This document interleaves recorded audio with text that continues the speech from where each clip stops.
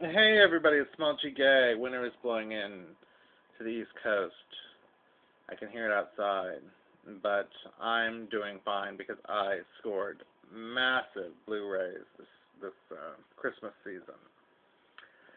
And I finally finished watching the Star Wars Blu-rays, and I thought I'd do a little review. I haven't seen the Star Wars films in a long time. I guess I saw the prequel trilogy, which I call the first trilogy, episodes 1, 2, and 3. I saw those when they came out, and I hadn't seen them in a long time. And the originals, I'd never seen all of them put together. Put it that way. I'd never sat through the entire thing, and this is.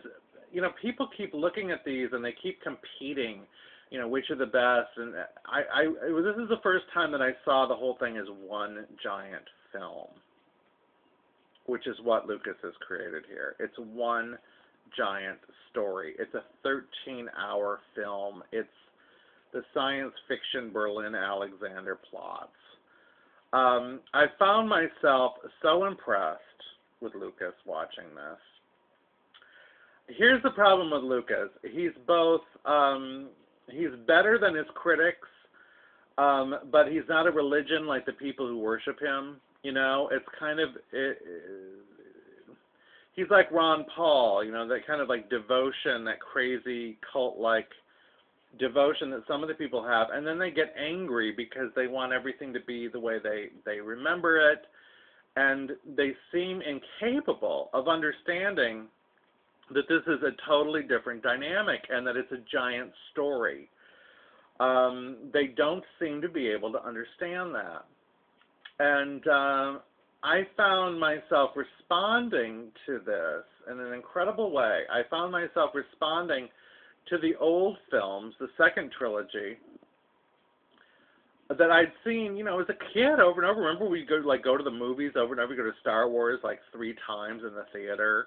And then it would come out again, and we'd go again, my brother and I. Nothing else to do in Michigan. That and Star Trek movies. Speaking of Star Trek, it's amazing watching this, how Lucas dealt with themes that other science fiction franchises did not, at least up till that time. Star Trek was all about science and exploration and adventure, but Lucas focuses on politics, spirituality, and the nature of love, which are vastly different and unusual themes for American science fiction, I think. Overall on DVD, I thought the movies looked great, although, I'm early on experiencing DVD. I thought that the second and third films are probably the best, although I was pleasantly surprised that Empire Strikes Back looked great on DVD as well. And the majority of Revenge of the Sith or Return of the Jedi looked good as well. The forest scenes were a little muddy, but other than that, it was pretty good overall. The fourth film, A New Hope, is kind of odd because it looks like a 70s film, and then they have the scenes with the new special effects, and they look really crystal clear, and then it goes back to the 70s, which is kind of funny. I want to go through some themes quickly and see if I can get this all in on one review, but if I have to, I'll make it a two-parter. Watching the film, I was struck by a lot of new aspects and new subplots and new revelations I'd never noticed before, which I found remarkable, especially with something that is so familiar to everyone. The first trilogy, I was surprised to discover new subplots emerging, political subplots. Things that I'd missed completely the first time I saw them in the theater, because we were all, all excited about what would they look like, what would happen. When you follow the plot that closely or follow the visuals that closely, you often miss subplots and themes and recurring themes. And the themes of the original trilogy are very, very intriguing. It's political. A lot of it is about the machinations of the Chancellor and his rise to power, how he manipulates people, how he manipulates the society and the military. And you can see the rise to power so much clearer now, and that you know how it's going to go down. I thought that was fascinating.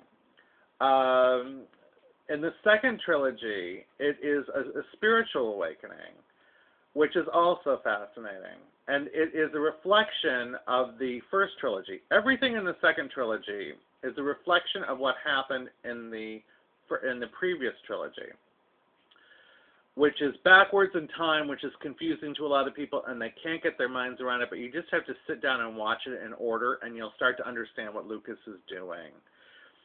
The first film parallels the fourth film, the second film parallels the fifth film, and the third film parallels the final film, the sixth film, right down to the title. The first film, Phantom Menace and A New Hope, are the lightest films in the series. They're basically fairy tales. They're very upbeat. They're about young heroes who conquer the bad guys, and they're the most wondrous of the series. They have the most authentic sense of wonder. Both films end identically, which is, a recurring motif. Both films end with the entire cast lined up, as if to show that these are the characters, these are the players who you'll be following in this cycle. By the second film and the fifth film, the complications arise, and both of those films parallel each other as well. One has a desert planet, the other has an ice planet. One has a city on a water planet, another has a city on a cloud planet. Both films are the biggest films that feature the Fett family. Jango Fett in the second film, and Boba Fett in the fifth film.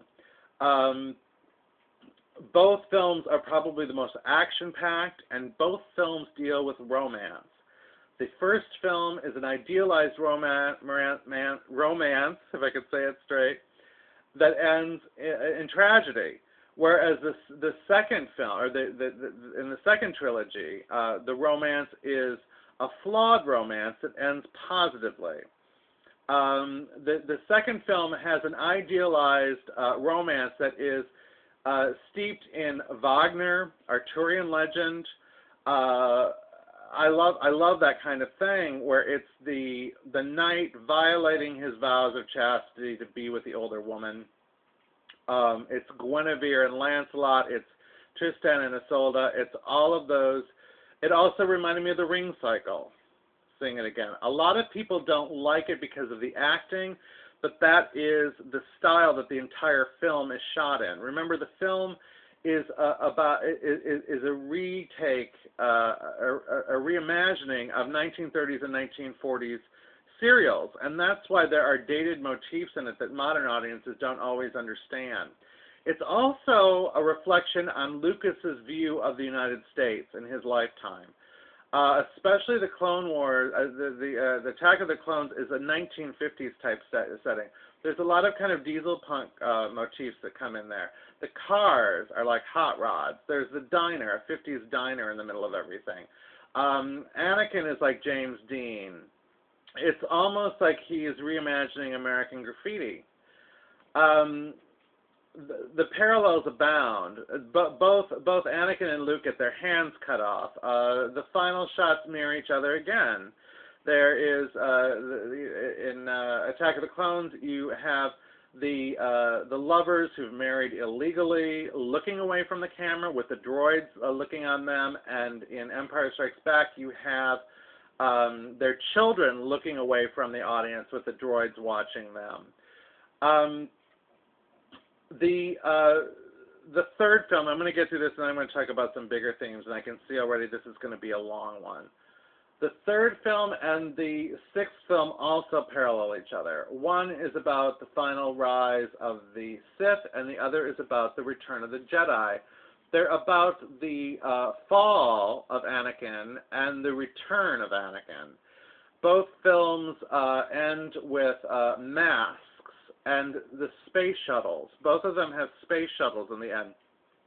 The The Revenge of the Sith, excuse me for confusing the names, Revenge of the Sith ends with Darth Vader's mask being installed on his face. The Return of the Jedi, the end has the mask being removed from his face. There are incredible parallels in both films, but they're reverse morally, and we'll get into that in part 2. I'll be right back.